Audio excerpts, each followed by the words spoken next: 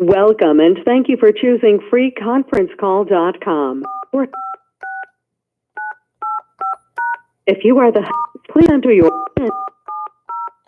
Thank you. There are 6 participants in the conference. Please announce yourself. You call it. Hello, this is Victor. Sounds like we have a couple more on now. Yes, so Victor is here. We'll give it one more minute before noon strikes. Yeah, John Cups just logged on. Hi, Dan. Hi, John. John Leo Hi, John. is on. Hi, Dan Leo. Hello.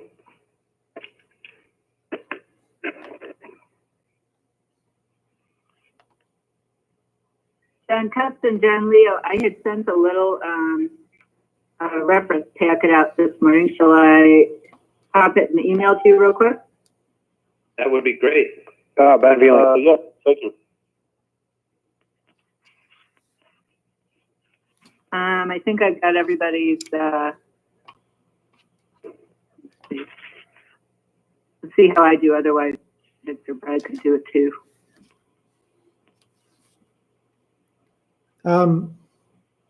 I can forward that email to John Cups and John Leo. That might be easier. Yeah, I got their emails, so Okay, great. offhand. I'll forward that right now. I hope that was all right to put together. I didn't want to be presumptuous in any way, but I thought maybe if we're all looking at the same thing, it'd be a good starting point. No, it was good. Thank you. All right, so it's 12 o'clock. I'll get this meeting started. Let me do a real quick roll call for Jeff Granger. Jeff Granger, are you online? I know he's planning to join us, so if he's not here yet, I suspect he'll be along. Okay, that's what he said. Yes, Sue Irish. So I'm assuming you're here. Yep. Mark Gilbert. Mark Gilbert. Margot? So Mark's not here. Jeff Granger arrived. Dana Mulder. Here. And welcome as a new tree board member. And CC Johnston. I'm here. Okay, so it looks like the only one that has not made it on yet is Mark Gilbert. I see 2 people on the YouTube, but I don't know if any of those are Mark. But we will get started. I think the other people online is Margot DeMoose just got here, and council members John Cups and John Leo. Anyone else on the phone? Yeah, Ben Vealing. Oh, yeah, Ben Vealing. Thanks, Ben, you're here. Great. Yep, okay. Okay, hold on, just give me 1 minute, guys. 1 second, I gotta press record for the minutes. And Victor, do you, let's see, oh, never mind. I think I sent to Ben.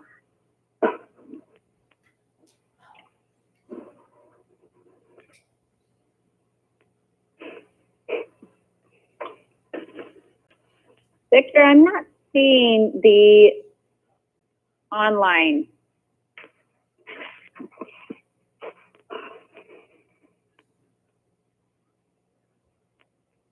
It should be there, Margot. If you refresh the page, if you refresh the YouTube page, it should be there. Okay. Stuck on the council meeting last night, I guess.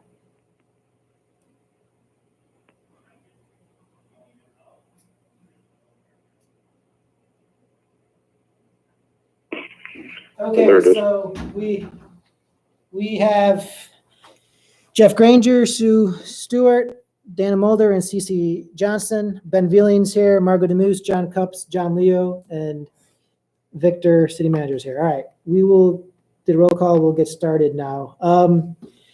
So we're holding this special meeting because of the last tree board meeting we had was in February, and also those that are watching YouTube and are on the phone, please put your phones on mute or put the volume down on YouTube so we don't get an echo. And we had our tree board meeting in February, And then the DDA came to talk about the downtown tree base project, and they were recommending the tree grates. At that time, the tree board was supportive, from my recollection, supportive of the tree grate project. To them, it was better than the other options, but the tree board didn't make any recommendations as of then as to how many trees should be taken down or removed or replaced, or what types of species should be used. That the tree board at that time figured that they needed some more time to figure those things out. Well, the DDA went to the council with the project, which in their view required removing and replacing some trees, which was discussed at the tree board meeting, but no specifics. And so the council approved this project with replacing and removing certain trees based on the need to sanitize the pits and et cetera. We were supposed to hold a March tree board meeting, but of course with the COVID-19 situation, things got canceled. So there was a loss of some communications on my part and to the tree board about what was happening. And now the city council essentially authorized the staff to go ahead with the tree project. And we're using Benchmark because when we have to bid things out that are over $40,000, which we know this project will overall for all the parts will cost more than $40,000, we tend to use Benchmark to just put up an RFP proposal so we can get multiple bids back. So that's essentially the route we're going.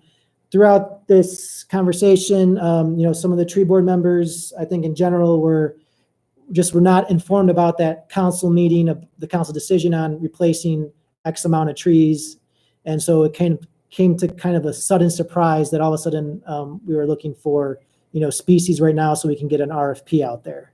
So essentially this meeting is being held to discuss, really give an update about where we stand with the project and in particular where we stand with needing to replace trees and how many of those trees, and figuring out, what trees specifically, if that needs to be done now or in the future, and whether or not, we can come to the decision on what species we'd recommend, at least to put in the RFP proposal. So when people bid, they can generally have an idea of how much money it would cost to, you take those trees and plant those trees.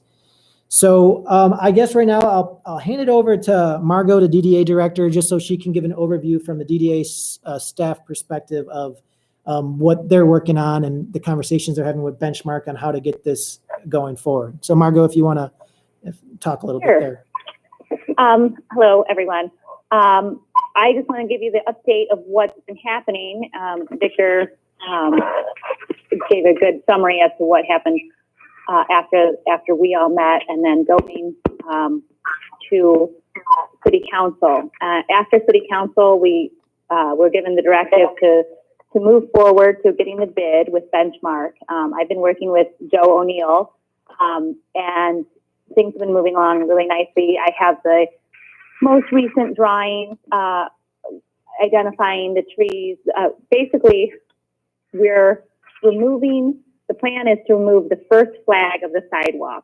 I think for cost purposes and for efficiency's sake, that was the best route to go. So at that time, in removing that whole section of sidewalk, we are able to then replace, reinstall the trees, the ones that will go back in, that are good, and then replace those so that they're uniformly placed down Main Street.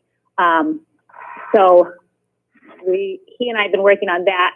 He's also been talking with Dan Huey from the electric department. It looks like there's a little bit more concrete work that's going to need to be done because of the transformers are located closer to the intersections. And we're also waiting to hear from Spire as far as some of the detail of the type of wiring needed. So it is more than just the tree grades that we're trying to accomplish by putting the electric down for the future and getting some of the things installed now while the sidewalk is torn up. And once what Joe needs at this point is 3 to 4 species to put on the bid, to narrow that down, so that when the bids get posted, it's a uniform bid for everyone, that as they're bidding on it, that it's the same type of tree, same size of tree, that is being bid on for the replacement trees. My understanding is that we have time over the next few months to identify specifically which trees are going to need to be replaced, whether because they are too large for the tree grade, or, I'm not a tree expert, but I understand that some of them, the trees are not overly healthy, and that we might want to replace those as well. So we have the next few months to identify those and be able to determine specifically the number that needs to be replaced. But as we go forward, it'll just still be reinstalled uniformly down the road. Thank you, Margot, for that update. And then for everyone else on the phone, what I'm going to do is, like we've done with the council meetings, is go through alphabetically on the tree board to get their opinions and comments first. And then we'll move, after we do that, we'll move toward Dana Mulder. She sent she compiled together some trees, some pictures and descriptions of those tree species, and she can run through that. But first, let me run through anyone on the tree board that has comments alphabetically. I'll run through that order. Any comments on what we've heard from staff so far and other concerns related to the tree project and the meeting today, and then we'll move forward. And then I'll open it as well to Ben Vealing and the public, which is John Cups and John Leo. So Mark Gilbert, did I hear you come on, or was that someone else? No, it wasn't Mark. So I'll go Jeff Granger. Any comments or questions so far? Well, I guess the only thing is, I guess we ought to at least, depending on how many we end up replace them with different. We're not going to go with just pick one out of the 4 and then buy, let's say, 15, plane trees or whatever. We're going to replace 20 trees. Let's have 5, 5, and 5. That's correct. Okay, thank you. So we'll do this. We'll go by order here. Sorry. Thank you, Jeff Granger. Anything else to add for that? Hey, Victor, Who's that? this is Mark Gilbert. Oh, Mark Gilbert. Thanks for joining. I just logged on, but I've been listening. Okay. Do you have any comments or questions based on what you've heard so far? Yes, I do. I do. Just wondering about how the number 24 trees came up. I went downtown today. There's 33 trees there. And I'm just wondering, again, why that number was chosen. I understand some of them need to be replaced, but what was the criteria used? Okay. All right. We're getting feedback. Yeah, we're still getting some echo and feedback. So if you are on both the YouTube and the phone, please lower the volume on YouTube or mute if you're not talking right now. Okay. So Mark, do you have anything else to add? We'll get to that question as we go around, but do you have anything else to add for now? No, I don't. Okay. Next is CC Johnston. Any questions or comments so far? I have no questions at this point, but I don't know if it was said that we were also going to get a bid, not just on the grates, but also on the brick molding to go around the grates. Oh, right. That's correct.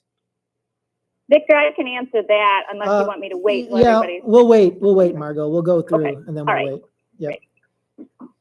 Okay. And then Sue Stewart, any questions or comments so far? Nothing additional.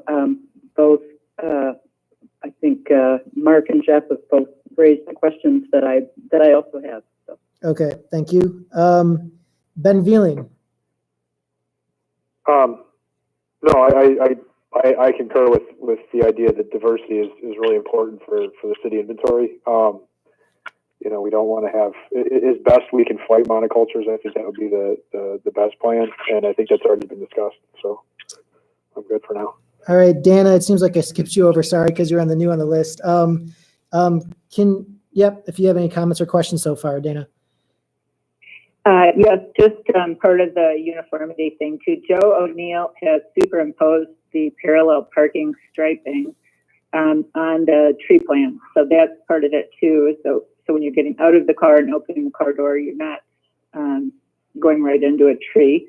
That was one thing. And then as far as the removal criteria, in the middle of winter when there was snow 4 feet up the trees, I did an inventory. And we do have to refine it now that it's nicer. But so that 24, part of that is the crab apples. And that we can talk more about this, but it was our thought that that might be a better tree, you know, like on 3rd Street or somewhere where we don't have to worry about it hitting pedestrians in the face or hitting cars or obscuring storefronts. And then I think we ended up with 8 reinstalls. So those would be trees that were healthy and small enough that we could safely remove them and put them back in. And as Joe O'Neill pointed out, we can have our best laid plans, but you know, maybe not every tree is just going to come out perfectly. So he said they'll do the best they can. But when a bid goes out, there's always Margot can correct me on this, but like 10 or 20%, maybe it's 10% plus or minus, that things can vary. And the contractor then absorbs the cost. So it doesn't have to be a super exact number, but we definitely can get it much closer. Once we have a nice day and we can all go downtown. And then as for the diversity, that's correct. So we may supply them with 3 or 4 trees, and then it would be like 8 of each, or 7 of each, or whatever. Okay, thank you. It would not be a monoculture. Thank you for that. Margot, is there anything you want to add before I go back to the tree board members for some follow-up questions?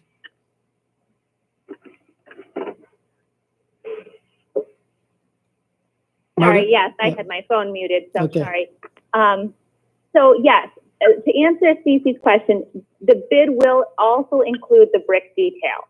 The way that the bid is being written is it will include the whole project with the concrete work. There will be a line item for the concrete ledge to include the brick detail, as also a bid line for the actual bricks. We will be using the one that Dana had recommended, but it will also be bid out. It's that one that is not a for sure. When the bid goes out, it will say comparable to this particular brick type, so that if when they come and they give the bid, if they have another brick that they would recommend in the comparison, they'll give their bid for that. So that's the way the brick detail will work, and the light item for both of those. And then I'm looking at the drawings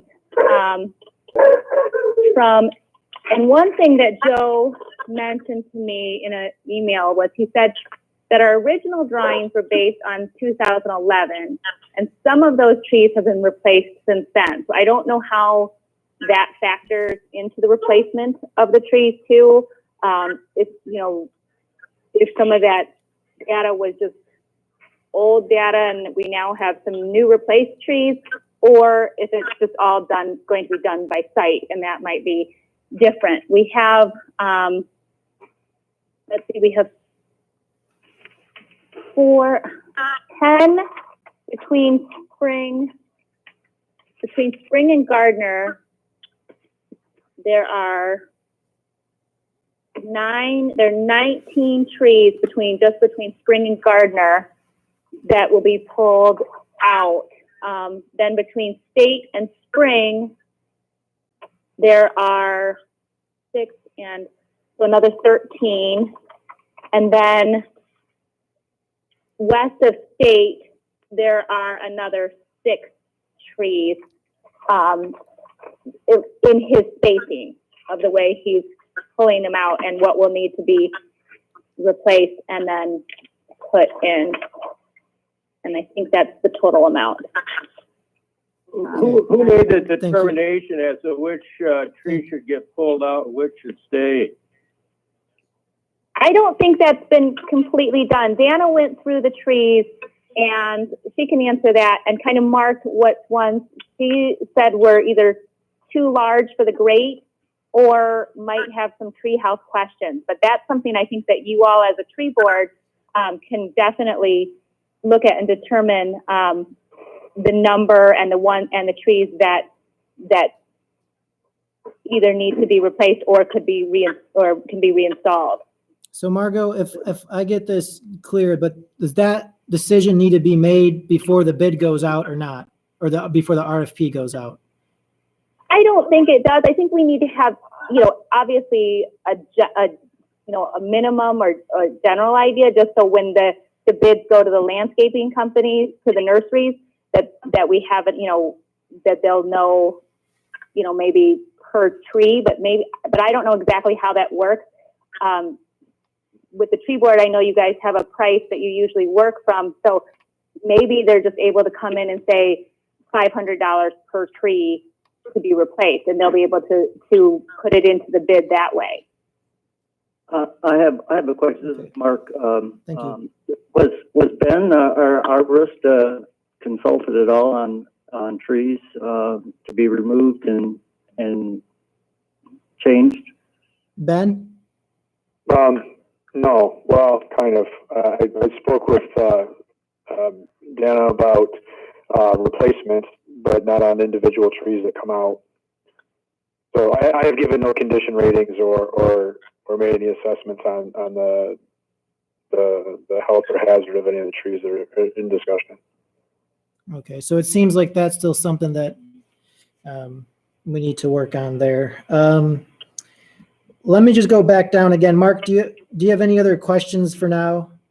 Yeah. I guess my other question is I'm confused in how this is going to be financed.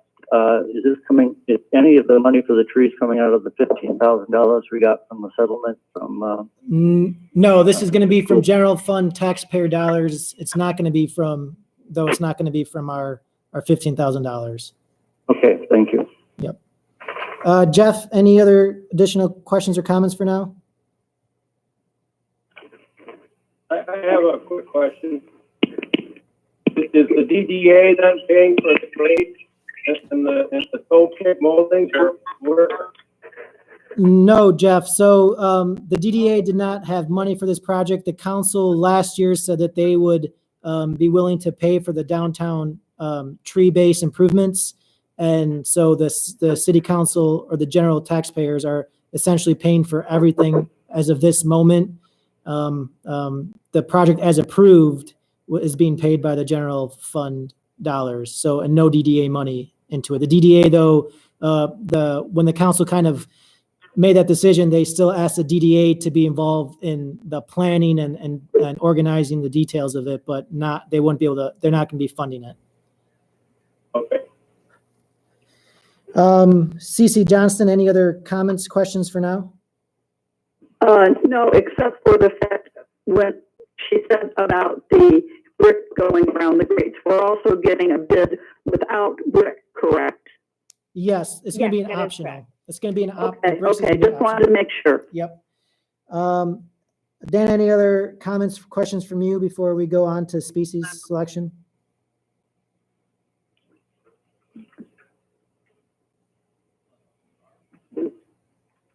Dana, Okay. do you have any other questions or comments? No, I don't. Okay.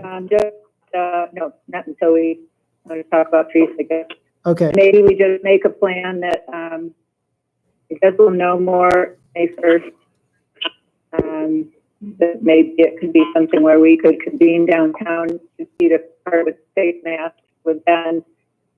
Or maybe Ben goes down first by himself as just a way to kind of get things rolling and make some assessments. Does that sound like a good idea? Okay, that's a good comment. Sue Stewart, any other comments, questions for now? Yeah, I'm wondering whether the tree inventory that Ben has been working on already has ratings on the trees we're talking about here. It does. Okay. Yeah, Ben, so Okay, so can, we've already got a reference that we Um, could look at. And I'm getting a lot of like static and yeah, so am I. double sounds, like, so it's kind of hard to hear. But if I understood what Sue was saying is we need to pull the tree data and take a look at that. And I can do that. The other thing I would say though too is that it is the year that we're supposed to tally this tree inventory, and so it has been 5 years since that has been looked at. And probably it's not a bad idea to go down and look at it again too, just to make sure that our data is still accurate.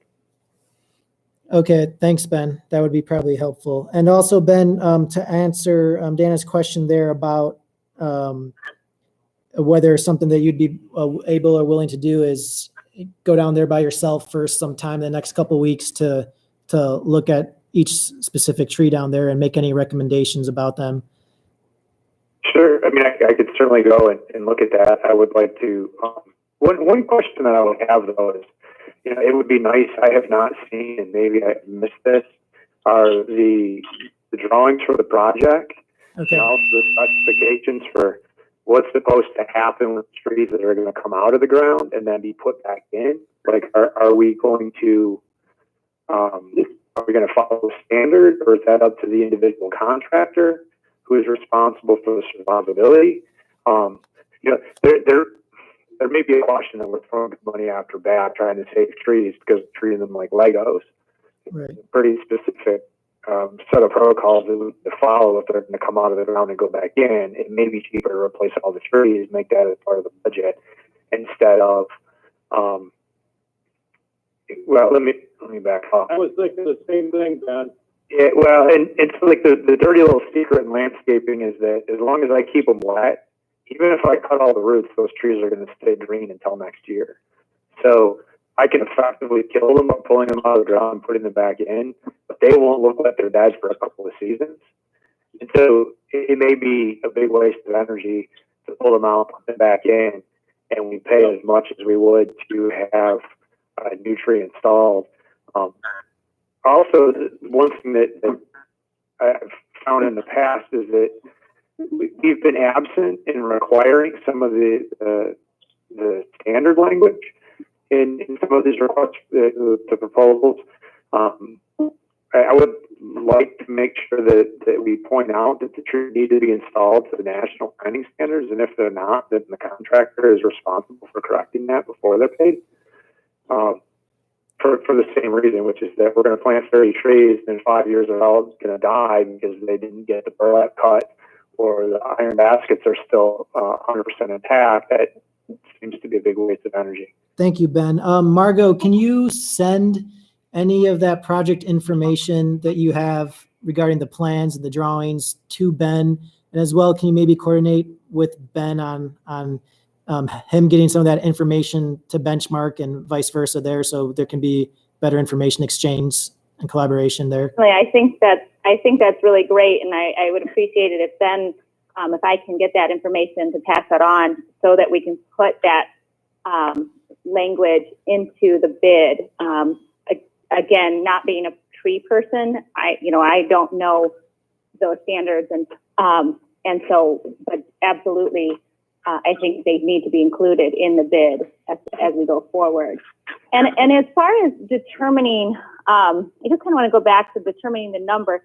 One, the number wasn't like set in stone, and as we were doing this project, we know that, Dana is a landscape architect, and we're just kind of relying as we went through the project on her expertise of knowing that some of the trees would be too large to be put back in with the iron grade, and that I think there was always the idea that we were going to be going back to the tree board, as we had said from the previous meeting, and continuing this process with the tree board's involvement as far as determining the number of trees that were ultimately going to be replaced and how, and also the speed.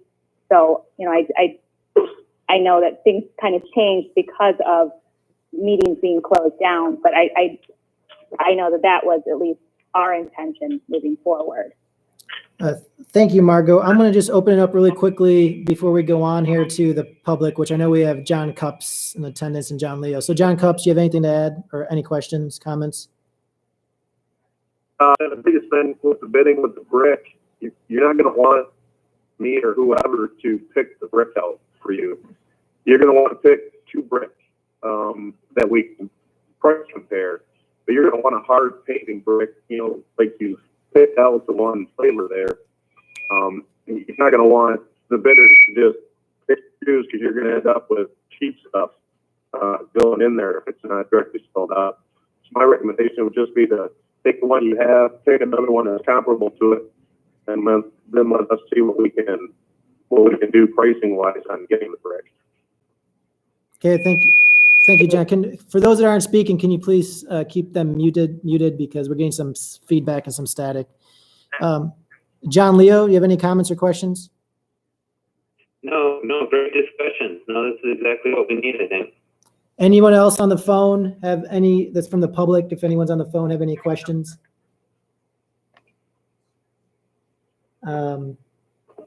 Okay, so I have John Cups, just your comments on the YouTube as well that you said in person. Okay, so I'm just going to circle back one more time to the tree board members for any responses, and then we can talk. Then Dana can talk, go over some of the species things she put together, as well as Mark Gilbert. He emailed me a list of recommended tree species by the city, the tree board. Sorry, back in 2017, I believe, and I think that's the information that Dana used to compile hers. So let me just go back. Mark Gilbert, do you have anything to say or add in response to anything you've heard so far?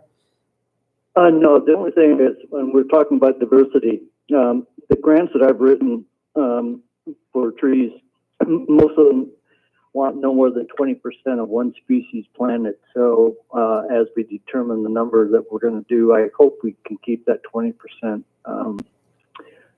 ratio in there. Thank you. Jeff Granger? Yeah, I just want to reiterate what Ben said. I'm a little worried about the transplanted trees myself, and sometimes, like they say, it's better to start with a clean slate. And maybe we ought to look at just replacing all of them. Okay, thank you. CC Johnston? I have no comments at the present time. Dana, I'm going to go to Sue, and then I'll go to you, so then you can go on with the species comparison you did. So, Sue, you have any comments? None at this time, thanks. Okay. Dana, any comments, or if you want to go over that compilation of tree visuals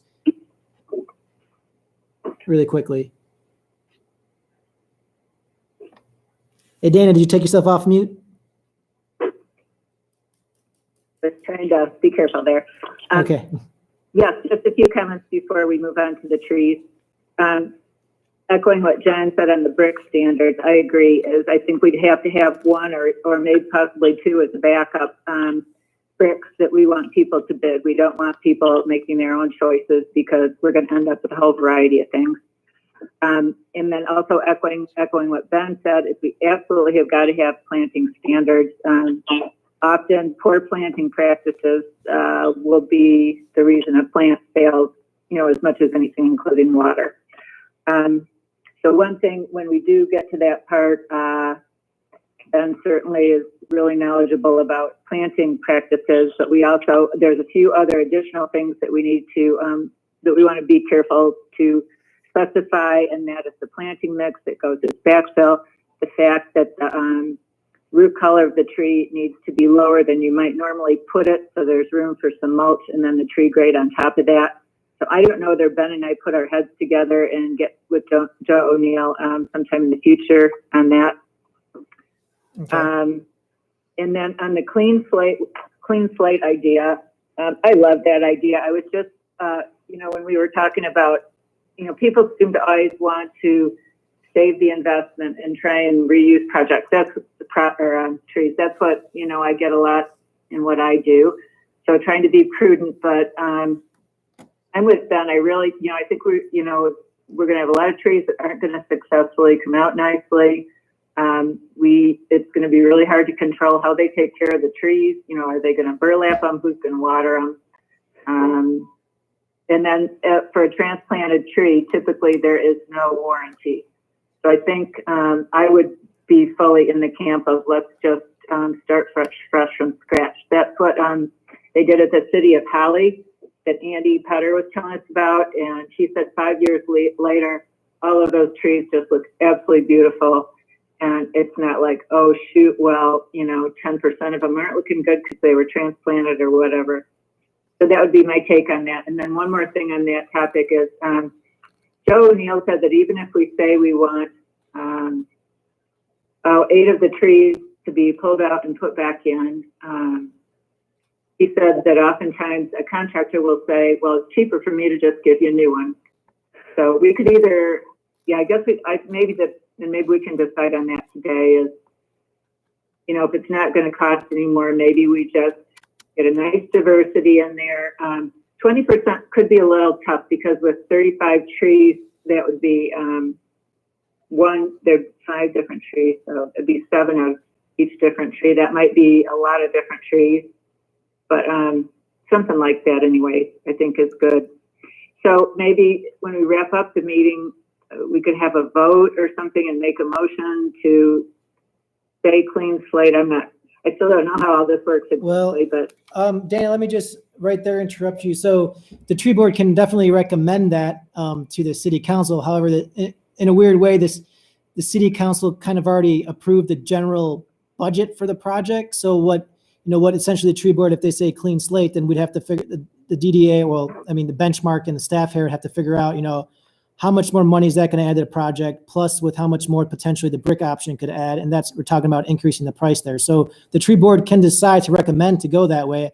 I just don't know if, that it's going to end up being finally accepted that way at a council meeting because there's still the budget to take into consideration as well. And the bids that we get back as well there too. So the tree board definitely can make We could have a motion, could have a vote on, that's their recommendation if they want to choose that route. But I don't know if it's that the project's already approved in the sense to go to bid as is, I just don't know what the impact will be on the financials of it. So that's my only hesitation there. Hey, Victor, this is Ben. Yeah. Is it possible just to have the bidders include what their line items are so that we know what the cost of replacing a tree is relative to the cost of planting a new one? I think that's something that we can talk with Benchmark about, I guess, Margot, if that seems feasible.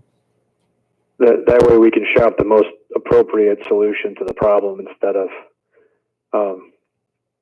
it may very well be, and I think that where I was going with this is that it is likely that replacing the tree is actually going to be more expensive, but we don't know that until we get the bids back. And in an attempt to make it apples to apples, the comparisons need to be, referencing a standard. What we might find is that if we say we've got to replace 30 trees instead of 20, it might be a lot cheaper, or the contractors are going to be geared up to plant. They might want to plant stuff and provide cost savings in that avenue. Does anybody know what the duration of this project is? How long are these trees going to be out of the ground? I can kind of answer that, Ben. But first, I just want to go back to what you were saying. You would like to see a line item bid, like replace versus reinstall from the landscapers. Is that what you're saying? If that information is available, then we know, then we can compare whether or not we're actually saving anything by trying to save the tree that's there. I think that if there's an emotional attachment to the tree, we need to quantify that. And if it's going to double the cost, I suspect that the taxpayers of Harbor Springs would be much more likely to say, let's just replace the tree. But yeah, okay. That was my thought. Okay, I can definitely talk to Joe about that. I just added up, so our total in the new drawings of what Joe has sent me with placing the trees uniformly, we have a total of 38 trees. that will run down Main Street. Whether they're new or the existing, obviously, I don't think we currently have 38 trees, but with the new placing so that they're uniform across from each other, that it'll be 38. As far as the brick, I'm just going back to that. I completely understand what you're saying and what you were saying, John, about the brick detail, and is just from what I was understanding from Joe O'Neill was he felt like we needed to have a separate line item for the brick detail, that we couldn't, for whatever reason, and Victor, you might be able to answer that, specifically say we wanted that one specific brick used. I'm not sure about that. I would have to double check with with Joe about that, about why he said that. Okay. But I take that all into consideration there. Ben, does that answer your questions? A little bit, yeah. Okay, thanks. At this point, I guess what I recommend, maybe what we do is go through, first agree on some species. Let's talk about species that we would like to see down there, and then tackle the second issue of whether or not the tree board wants to recommend replacing all as a clean slate, or recommend Ben and the tree board eventually going, when some of these restrictions get lifted for the tree board, to go down there and to look at each individual tree. So I think let's start with just first, and then after we decide those things, then later on in the future, we can get more specifics about which species should go where and et cetera, based on the bids that we get back. But right now, I'll have Dana go over that compilation. And Mark, thanks for sending over those to me, but I'll have Dana just go over this little compilation she did comparing the trees. And if you can just spend, a few minutes just, really going through what you did. I'm sure everyone's looked at it. If you had it, we got an email about a couple of hours ago. So I appreciate that, Dana. So if you just want to take over for a little bit here. Okay. First of all, it's a great list of trees. There are fabulous trees in there. Some of the trees are more suited for big park-like areas, and some are more appropriate for our particular application to go downtown in the tree grate surrounded by sidewalks. So I sent an email a while ago, a couple weeks ago maybe, saying just some general thoughts that I had. Number one is that I would like to suggest that we avoid small ornamental trees due to sidewalk litter from fruit, and then also because the crowns are kind of at an unfortunate height. They're at heights where you could get hit in the face with it. They could hit parked cars, and they also obscure the storefront. So that was number one thing I was looking at. So that leaves us then with shooting for shade trees. What this will do is lift the canopy so people can see what's going on around them better, so it's not hitting anybody in the face. And it's a nice scale for just a really attractive and uniform streetscape. And then in looking at species, I think it's nice to try and find species, a diverse group of species that are all going to be kind of the same scale. So not some that are small, like, a crabapple, and some that would be bigger shade trees. And I think we do need diversity, but I think we don't want to go crazy and let's have 35 different kinds of species. I think it'll look messy. I think it'll be nicer if we can kind of limit that. And then we should select for hardiness, tolerance of urban conditions, including salt spray and salt in the soil, disease and pest resistance, good form structurally, as well as is it going to look nice, and then fall color, point taken, Sue, that, attractiveness shouldn't be our main criteria, but it does come into play a little bit. So then what I sent out this morning, I took the liberty of, I listed all my very favorite tree reference websites, in a little cover letter thing.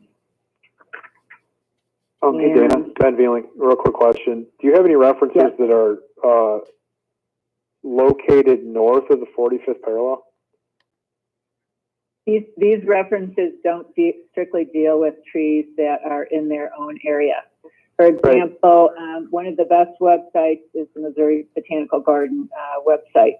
And that was my point. Don't be misled. You know, it's not all about down and south trees. These are foresters and horticulturists that deal with trees, you know, all the way up into Canada. So just because you might see something that says Chicago and we're north of there, they deal with everything. It's not just their own area. Does that answer it? Yeah, I'm familiar with Missouri Botanical Gardens and, you know, Morton Arboretum. I actually work for one of the guys that's on their board. One of my concerns with the list that we have is that a lot of these plants are Zone 5, and we're pretty solidly a Zone 4, Zone 4B. And I mean, these are all really broad references. And so I was just wondering if there was anything that was, if we had any information on stuff that was a little more cold hardy. But I don't, it's just a quick question. I don't want to derail where you were going with this. I mean, if you want to pursue Well, that was one of the things I checked, that they are all hardy for, let's see, what would that be? 5B, 4A, or reverse of I-7.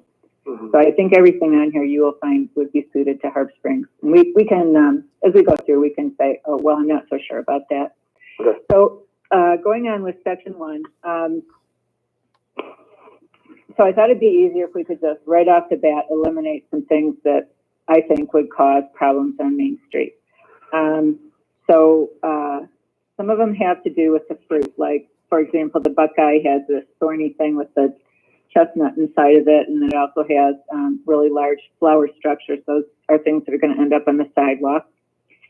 The aspen is short-lived. It's a beautiful tree. I mean, we could go ahead and try it, but it's short-lived. It has flower litter, and it's known for suckering.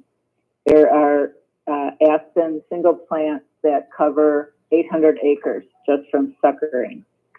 So we don't want, I guess everybody probably knows what that is, where you get little sprouts coming up from the root. So that's certainly not something we want. But if we're looking at, you know, like a management program, or maybe we hope for a tree to be in a pit for 10 years, and you know, maybe that's not such an issue. Kentucky coffee tree, giant fruit, Chinese chestnut, giant fruit, also really low branching. That's another problem. The tamarack and the Don redwood, both beautiful trees, but branch to the ground. You could limit up, but then it's going to look like a spruce tree that's lit up, so not ideal in my mind. Tulip tree is wonderful. It gets to be huge, but it does litter a lot.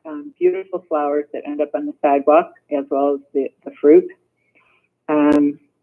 Northern catalpa, great tree too. Giant heart-shaped leaves, that flower structures, and 12-inch seed pods that all end up on the sidewalk. Hackberry, we have the berries. They drop a lot of twigs and branches. Also, it's not salt tolerant. And then any of the oaks, I picked swamp whiteout. That's one of my favorites. Super good for urban conditions. We've got the acorn issue, and having just hauled probably 100 trash cans of acorns off our yard, we don't want that downtown. Do we have any questions on that first group that I think are suited for bigger park-like areas? Let me go through. Let's see. So far, Mark Gilbert, do you have any questions so far or comments? No. Okay. Jeff Granger? No. CC Johnston? No. Dana, you're presenting. Sue Stewart? Nope. And Ben Vealing, any questions so far based on that first part of the list? Just a comment. Northern catalpa, I had one in my yard, and it would die to the snow line every year. I'm north of Harbor by 15 miles, so I'm a bit outside of the warm zone from the lake, but its native range is southern Ohio. It's pretty far out of zone. Okay. There's a few important cities I know. No, this is one that I picked off the tree board list. So I went through both the lists that Victor sent out. So everything that's on both those lists is somewhere in my packet here. Sure. So we may want to consider taking that off the list. Yeah, and that we could have I that think that it would conversation. be, it would be a great experiment someplace. I don't, I'm just saying maybe we're a little careful about, planting 20 of them on Main Street if it's an iffy choice. Right. Thanks, That's Ben. Yeah, I think the giant seed pod would take it out right there, but. All right, Dana, can you Okay, go go on ahead. to section 2 now, the trees that are suited for the tree grade plantings downtown? Yeah, so I think we've got, what do we have, 8 or so, something like that. So, first one is a type of Linden plane tree, which is related to the sycamore, Great American tree. Beautiful kind of soft dappled shade. It does have big leaves. It has beautiful exfoliating bark. One of the issues, though, is that bark, when it exfoliates, ends up on the sidewalk. And then this particular variety, the exclamation, is reputed to have sparse fruiting. So you see the fruit in the picture. It's a little kind of a soft prickle ball. It's not real spiny. But so that would be one reason we might want to consider not considering it. Other than that, though, it's a fantastic tree. Next, ginkgo tree. So it's not native, and I always would have just a little preference towards native trees. I know we're trying to diversify. And it's an interesting tree. It'd be fun for kids doing tree studies. You know, it has a really cool leaf, kind of fan-shaped leaf. It's super sparse when it's young, and it's super slow growing. I don't know that those are reasons to not consider it, though. Japanese Alcova is closely related to the elm family, kind of similar in shape, sort of bay shape, beautiful street tree. This is one that gets great fall color. So that's one thing that I think would be really nice, kind of shiny green leaf otherwise. I haven't, just in my experience, I've not had terrific good luck with it. So I don't know, Ben, if you have any comments on that. Zelkovas? Yeah. You know, people either love them or hate them. Most of the guys that are in southern Michigan that are planting them are sick of them. But I think probably that's, I mean, we see these phases, right, where everybody plants everything. It's river birch one year, then it's, then it's Turkish filberts, 5 years before that. And I think that diversity is diversity. I think that, I don't know that I would feel really bad about it. I mean, my favorites in cities would be something like an elm that's Dutch elm disease resistant, like a Princeton elm or a New Harmony or Valley Forge. Hackberries grow, but we're a bit far north for those, and they're not real pretty. We're really heavy on maples, and so one of the things that Mark was saying was that he's been writing grants for 20% diversity, or for no more than 20%, and so if we consider any maples, we would be increasing that 40% majority. But there's an advantage to ginkgos, I think, and ginkgo is a family and genus of one, and so what it really means is that we don't have crossover pests. If somebody moves something from Asia to here, it's an Asian plant, and it's not likely to reproduce anyways. I mean, one of the concerns with using native, non-native is whether it's sexually mature and whether or not it's going to drop seed. One thing I would have to stress in the language of the bid, if ginkgo is going to be considered, female ginkgos produce a fruit that has a very acrid smell. It's very strong smelling. So the trade has responded by cloning the males, so they're sexually not able to reproduce. So there really aren't any issues with them escaping or becoming intrusive because they are designed not to be able to do that. Okay. Yes, and I think that's pretty much what they sell at the nursery. I don't believe anybody sells the female plant. So, interesting story. The city of Charlotte, North Carolina, has a mixture of male and female plants. And it's really interesting to walk down the streets in November because there's a really strong smell of female ginkgos. So, I'm not saying anybody wants to grow a female ginkgo, but it would be easy to add that line item in the language of the bid, and that would be, I think, cheap insurance. Okay, well, let's keep going then. Yep. Black gum, the next one, black gum is also known as, what is it, Tupelo? Yeah, Nissia. Nyssa sylvatica. Yes, this is a wonderful native tree. brilliant red fall color. It does get little berries, so there is that potential for fruit litter. I tend to think this is going to be something like a service berry where the birds pick them out of the tree before they end up on the sidewalk.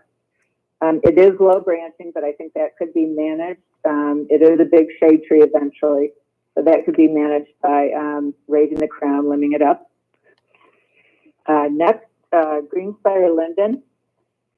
This has been a tree used for street trees just for decades and decades. Beautiful, nice form, yellow fall color. It does have some pest and disease problems, and it is reputedly to have salt intolerance. However, you see them everywhere, not suffering. So this would be kind of a marginal one in my mind. It's kind of overused, but it's a nice native tree. Then moving on, Ben mentioned the elms. So the two that I have in the package here, Princeton elm and Accolade elm. Princeton is actually a cultivar of the American elm. Accolade is a hybrid. Both of them have beautiful vase-shaped forms, so really nice for a streetscape. Get those tree limbs up above the eye level of the stores and people's faces. Both of them get kind of a really nice, kind of a golden bronze color in the fall. Both of them establish easily. Then this is one that I know we're going to get a little pushback on, is the Autumn Brilliance Maple. And we would not be looking to put them everywhere, but this, I think this is a super tolerant tree and nice form, great fall color. We do have other red choices, so I guess we could, if we had to, let that one go. And then one of the other trees besides Norway maple, and I should say that most of the street trees that are downtown right now are Norway maples, and there's a reason, you know, they've done well. But I think, from what I understand, the tree board's hoping to get away from those. So Skyline Locust is the other tree that's done really well downtown, to my eyes anyways. And nice form, nice filtered shade, great fall color. It does have some possible pests or diseases, but you just don't see it that often. And with our sandy soils, I don't think you're going to have a lot of the problems that you do like downstate with the clay soils, with anthracnose and that type of thing. Well, thank you, Dana. That was really helpful. What I'll do is I'll turn it over to, again, the tree board one by one to see any comments on any specific trees that they want to see, and then perhaps we can agree maybe on a handful of species that we want to recommend. So, Mark Gilbert. Yeah, I think those who've been on the tree board know the ginkgo is one of my favorite ones. We've planted a couple in town, male ones, and they seem to do very well. They are slow growing, which is perhaps a negative, but they do have a great fall color, and when they drop their leaves, they drop them all at the same time. But again, I think that's a wonderful tree. I wouldn't mind seeing that in the mix. Thank you, Mark. Jeff Granger. Well, I think it's a good list for the most part. I'll say what I usually say whenever we're doing this sort of thing is we may want to have a couple other picks in our basket just because of availability. You know, like trends go, nurseries, whatever's hot, that's what they're typically carrying. Some of these we may have a hard time finding even, you know, a source within the state to get. I don't know, but just my 2 cents. Thank you, Jeff. CC Johnston. Yeah, I've looked at some of these, the requirements for some of the trees that have been recommended, and a lot of them say moist soil. And I kind of have a problem with downtown with all the concrete and blacktop and the areas being so small where they're planted that they're going to get enough moisture to survive. Mm-hmm. I mean, and like I looked up ginkgo and it said it has to be well watered. London Plain, it said moist, and of course it'll be well drained. The the other one that needed, the linden tree also needed moist, well drained. The gum and the locust didn't seem to say that they needed to be particularly moist, but the Zelkova also said it needed 6 hours of direct sun daily, at least 6 hours of direct sun daily. And I'm not sure that that would happen downtown. Okay, thank you, Cece. We'll swing around to Ben after I get through the other tree board members. Sue, you have any comments or questions based on that list? No, just that there are a lot of different things to consider, and back to the question of maple and how much maple we have. The idea when the tree board started work, there hadn't been criteria established for which trees do we plant when we plant trees. And the default had been maple, and the concern is that with lots of maple, you have pest susceptibility if you get a pest that likes to eat the maples. And so it's not so much that the tree board doesn't want appearance taken into consideration. It's more that our focus has been on balancing what had been entirely either an aesthetic consideration or just sort of an ad hoc do what you want to push it more toward a sustainable forest, and that's the reasoning behind the mix of species here. And I think that I think part of it too is that if the aesthetic on Main Street is that all the trees are matchy, then what it teaches people about trees is they should all match and they should all look right with the house and so forth and so on. And just in general, helping educate the eye that trees do vary and they do differ, and that's the way trees look, I think is a good thing. And I don't mean to make it sound like I refuse to have any trees look nice or match or anything. I just wanted to bring that perspective in, that was why we had tried to emphasize more diversity in the urban forest than we had. Thank you, Sue. And Ben, I'll give you some comments, some time to comment there to any of the questions you had, especially from Cece and any of the final part of that list from Dana. Okay. Well, and what I'd like to do is actually work backwards, if I may, and yep. And just because I don't want to forget this.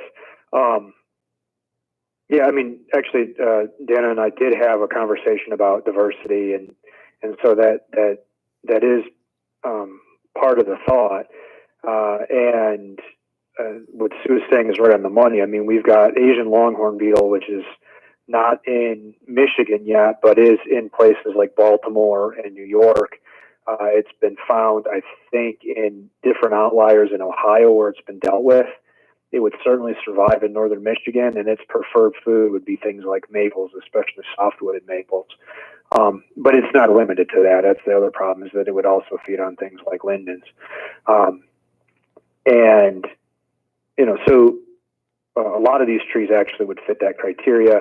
One way I think we could manage that, though, too, is also to say, if we're going to replace 30-some trees and 20 of them are maples, we make sure that we plant fewer maples than we take out. And so the net number would go down. It would keep, some visual interest. It would balance the aesthetic, and would still move us closer to our target goals, with the idea that maybe we don't, we continue to draw down that maple number and start trying to bring up other numbers. The next thing I would say is with Cece's concern that's really good fact finding. I mean, it is important to understand that these trees are living things, and that if we don't pay attention to what they are, they may go into the hole quite easily, but they won't survive there if we're not careful. But to take that into account, we know from experience that lindens have done well in the city, that they do survive with little or no maintenance, and that there are the ability to manage some of the water in the holes. One of the conversations we've had, there have been at least in some places, irrigation installed into the planting squares so that we can give water to the trees if we need to. I would like to see a more regimented handle on that so we can quantify how much water is going in, because one thing we kind of forget is that when you read a national reference that talks about trees wanting moist or well-drained soils or something like that, it is relevant to the entire planet, not just moist for Harbor Springs. So, and a good example of that is that I have a ginkgo that's planted in excessively well-drained soil. It grows where I have a hard time growing grass, and it is still growing in northern Michigan, which is generally mesic. It means just enough water. So it's relevant to things like xeric conditions where you'd be growing cacti or succulents or something that's really well adapted to storing water and having great times without irrigation or precipitation.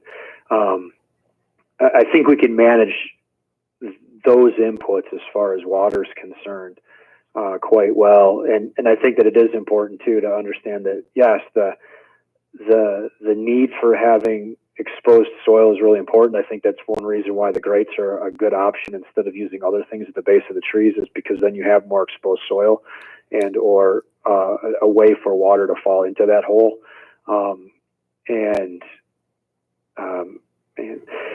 I think that one way we get a lot of data too is by trying things, seeing how it works, and then moving forward, because we have for 40 years kind of stuck by the idea that Norway maples are quick and easy, and that we've got a lot of them. We can put them in a hole pretty quickly, and everything was uniform. The problem that we see from other people's mistakes all over the country is that that's not always the best thing to do, and we're better off if we try a few things.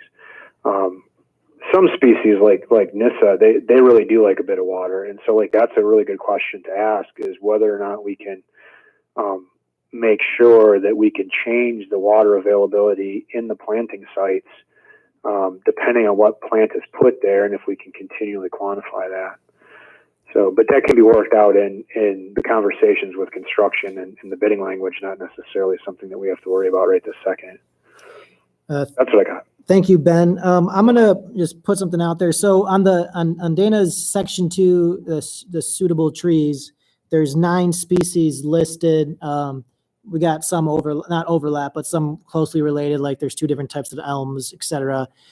I'm going to throw this out there, and I'll ask the tree board members if that's something they're comfortable with, is do we provide this list to a benchmark or a contractor of recommended species that would be fine planting, knowing that the number of maples that based on Ben's comment, the numbers of maples that we put in is less than the number of maples that currently exist on Main Street. So I guess the question is 9 species, too much? Do we want to narrow that list down, or are we just fine with any from that list as long as maples are less than what they are currently? So Mark Gilbert, I'll give it to you first, and I'll run through alphabetically for everyone else.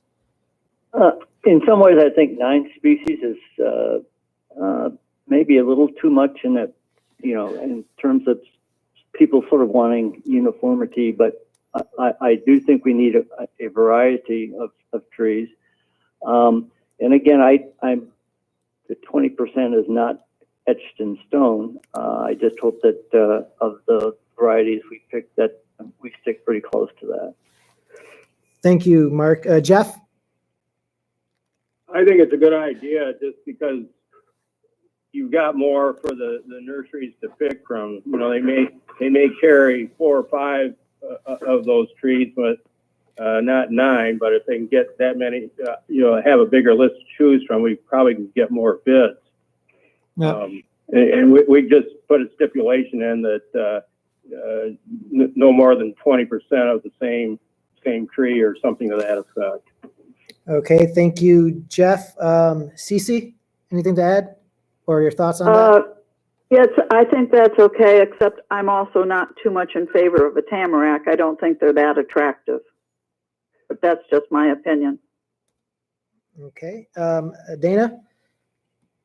Yeah, for CC, the Tamarack, there's two sections to this. That's in the part that we're saying is not suitable for Main Street. Just a couple points on what everybody just went through. Let's see, first on availability, I have reached out to Tom Hoffman, talked to him briefly, and he's supposed to be looking at those lists and getting back. So that'll give us an idea of what's available up here. I have also reached out to the two big wholesale nurseries that we use downstate, and all of the trees that are in that suitable for tree planting are available in great numbers downstate. So need be, we could have, whoever is the landscape contractor have a load brought up. As far as moisture goes, Ben and I had talked about that maybe this is something that we also need to either make a motion on or recommendation on, is that we have him or somebody review the amount of water being delivered in each pit. It's very easy for a drip line to get unhooked, and all of a sudden you've got a tree, or all 6 trees beyond that aren't getting water. So I think it'd be a great idea to have some monitoring of that. Good point on the light. So I think we need to just, whatever we pick, make sure that the shade tolerant ones go on the north side of the street, or I mean the south side. Those would be the ones, that wouldn't get light. I agree with not matchy-matchy. So I think 9 might be a lot. And then I think the other thing that Margot and Joe, Neil, and I talked about is that I suggested that they put in there engineer to tag the trees at the nursery. So that could be me, or I guess it could be Ben too. So things we would look for would be damage on the trunk. Is it a nice form? How big is the root ball? Those are things that I look at when I go to the nursery, so that we don't end up with nurseries. And no, but I'm not saying anybody up here would do that, but nurseries dumping off substandard plants on the project. Let's see. Or just going down the road. This also has to do with, here's another thing too, Margot, to talk to Joe about is how are we going to handle contract supervision? For example, do we need to have Ben spot checking that the planting details that are supplied are being followed? And do we need to have somebody checking, and then maybe there's a benchmark on the hardscape type of stuff, I think some of those things, Dana, I think that can be organized between Margot, Ben, and you and benchmark offline here. I think we're really wanted to focus on the species right in this conversation. Okay. Yep. So I guess my point would be, I think 9 species is a lot. I think maybe I would say 4 to 6, and maybe we go through, and if we find some in here that out of the 8 that we'd want to take off the list, and then we give them the rest. Okay, Sue, do you have any comments? I don't have anything in particular to add. 9 does seem like a lot of different species. We could limit it down somewhat. If all of them are available, then one of our reasons for leaving the list larger than it could be is to make sure that we don't request something that the nursery doesn't have. That's a lot of negatives. I'm sorry. But otherwise, that was my idea, Sue. Yeah. Okay. Yeah, Jeff. Well, and Sue, Sue, you can continue. Yeah. Yeah, please. So that's all I had to say. Just 9's a lot. We can come up with fewer than that, and as to which ones, I think we have a lot of flexibility. Okay, Ben, you have any comments there? I just have a question. Is there a reason why we can't have the contractor give an individual price for each one of those 9, and then we select what's available from the bids to say what we want? Or does that add too much effort to this? I mean, I see what Jeff is saying, and it really makes a lot of sense, is that depending on who you're talking to, they may have access to trees 1, 5, and 7, and the next contractor may have 2, 4, and 6. And so, and we're going to find things like ginkgos, if they're going to be the same size as something like an autumn blaze maple, there's going to be a huge difference in cost. And so my thought would be, if they bid on all of them individually and say, well, 6 of this, or 6 of that, it's not going to take them a whole lot of time to add that to the bid to say, well, I can give you 6 of this and this and that. For the contractor coming up with the estimate, because they're going to go through a price list, see what their availability is, and they know what their costs are. And I just wanted to, kind of support what Jeff was saying, is that we may find that some of the stuff, even though it is a good choice or a good selection, we may not be able to get it this year, or from the contractor that has, good pricing and history with some of the other things that are in the bid. And Ben, I think I want to go off just to echo a little bit support there with the whole stick with the 9. I know Sue and Dana are thinking that's a little too much here, but I'm thinking from that perspective, of Jeff's perspective and your perspective, if we put like in the contractor's hands, say, hey, we're comfortable with these 9 species. It doesn't have to be all 9 species. You can pick 4 or 5 from this list, but you as a contractor price them out, et cetera, et cetera. I think I'd be comfortable that way, just in case we say, hey, choose from these 5 species, and all of a sudden it's like, well, we can only grab these 2 species right now. So then we've limited ourselves. So that's just my thought. I don't know if anyone in the public that's listening has any comments. I'll open it up right there, and then we'll go back to see if someone wants to make a motion for a recommendation. Victor, it's Margot again. Hi, Margot.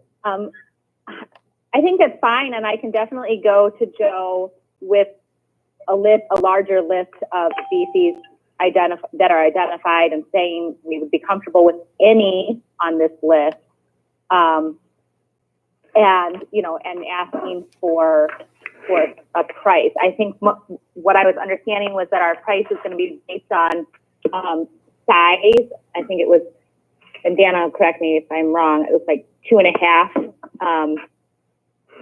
inch caliper. Is that what, 2 or 2 to 3? I can't quite remember what. 2.5 inch was what was in what council approved, and what the pricing's based on. Yeah. So I think I would say it's a nice size because it's not so big that it'll transplant poorly, so it can hit the ground running. And then we could go smaller, but I don't know. I think it's approved. Let's do it. I think if we just do a uniform size like that on the bid with the list, then you really can see the price difference.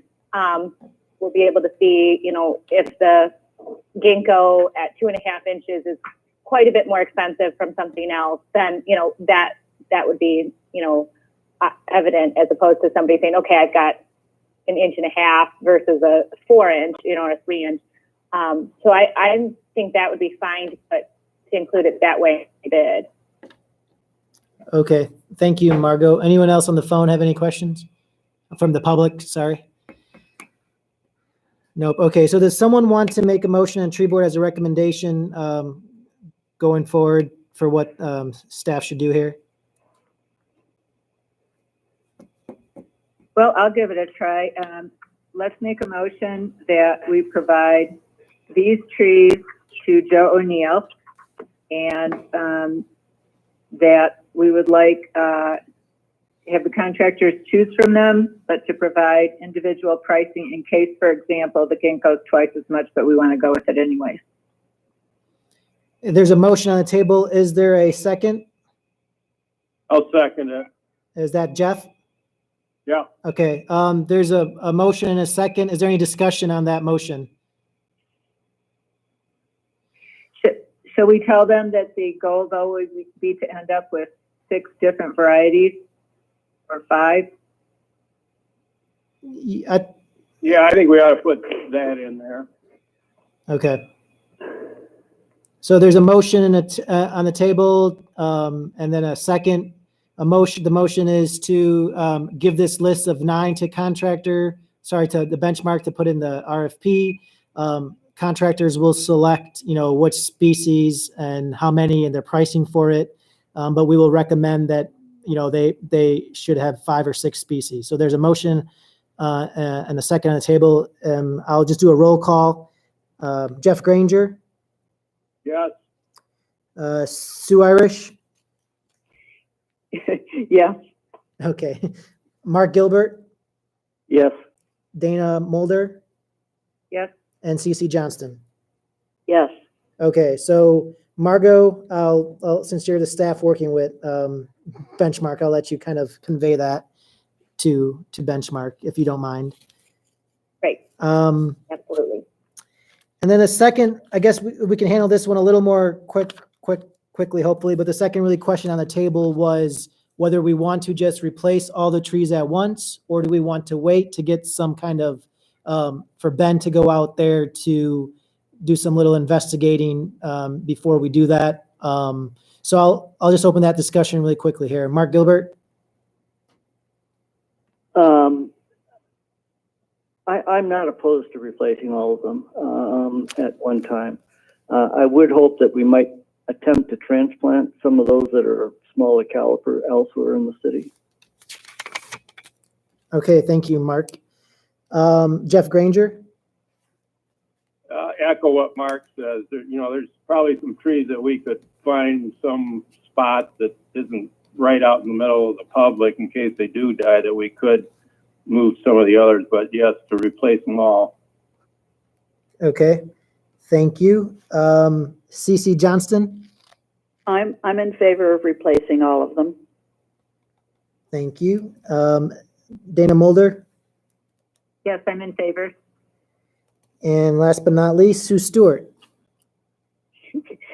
Yeah, I'm happy with replacing all of them. On the subject of maybe finding a place where some of the healthy replaced trees could go, we know there's that section of the city where the contractor cut the trees by accident. Maybe that's, I don't know if that's feasible, but comes to mind. Okay, thank you for that. Ben, do you have any comments to add to any of this? No, I was just going to say I like Mark's solution to that. I think it's a great way to handle that. If we can get the trees out and into a new site instantly or fairly close to that, that would alleviate a lot of the problems of trying to hold them and put them back in. And if we can put them in a site where they've got more space and better conditions, that probably would save a lot of problems for the city. All right, thank you, Ben. So what I'll just say really quickly, it seems like I don't think we need to have a vote because it seems like everyone is pretty on board with this. What I will say is that because council already approved the bid as is, what I would we're gonna have to wait. Sorry, the project as is. I think we can tell. I think Margot can talk to Benchmark and say, hey, we'll just put a bid out to replace an option replacing all the trees. But when the bids come back, then council will have a decision to make if they want to accept any increased costs that are associated either with removing and planting more trees or with the brick, for example. So I think I think that'll be fine. I'll bring it up at the next council meeting, though. I know we've had 3 council members here and on the conversation with John Cups, John Leo, and CC Johnston, but I will still want to run it by the council just to let them know that the tree board is recommending this. And so make sure that they know that, and the tree board knows, and that staff knows, as well as council knows, that even if this is in the proposal for the RFP, that council still may not accept it if the cost goes substantially higher. So everyone, if that makes sense, I'll send an email to council, but knowing that more than half the council was on this phone call, I don't suspect it's a problem unless John Leo's on. I'm sorry, this is John Leo. Yep. I think having listened to the discussion, this is an eminently appropriate way to approach the project. And with a perspective on replacing everything, the numbers might even come out in our favor. But I think council will be very receptive. All right. Thank you, John. So I think if everyone's fine with that, I think that's fine. I don't think we have a vote there. I went through, everyone said yes, they were comfortable with that. So Margot, I'll just leave it to you and Dana and to coordinate with Ben and Benchmark on some of these outstanding issues that I don't think the tree board necessarily needs to deal with, but I still think it might be worthwhile for Ben to sit down, at least a phone conversation with Margot and Benchmark to go over some of this. Is there any, before we get off the phone, is there any other business related to this that anyone wants to talk about? Thanks for a good discussion. Yep. Nice to meet and work through all this. Yeah. Yes, thank you. And thank you all for taking the time today. Thank you, Mark, for sending me over that tree list. Thank you, Dana, for getting together. Ben, everyone, thank you for your conversations. Again, I apologize for any kind of miscommunication that happened in the past month and a half since the last tree board meeting and the council meeting and DDA meeting. But I'm glad we could come here on the phone and figure it out. So if hearing nothing else, this is just a special meeting, so I'm not going to talk about anything else related to tree board. We can have that discussion at our next regular tree board meeting. But if there's any updates that I get from Ben, Benchmark, or Margot, I will convey that to the tree board, so you guys are up to date on this specific project. May I ask a question? Yes. When do you anticipate that board meetings can start, or should we schedule another video board meeting? Or So for our tree board, I'm going to plan on we're doing it. I think it's the third Friday of the month. So we're going to do that May 15th, irregardless of if the restrictions are still in place. We'll have another meeting like this.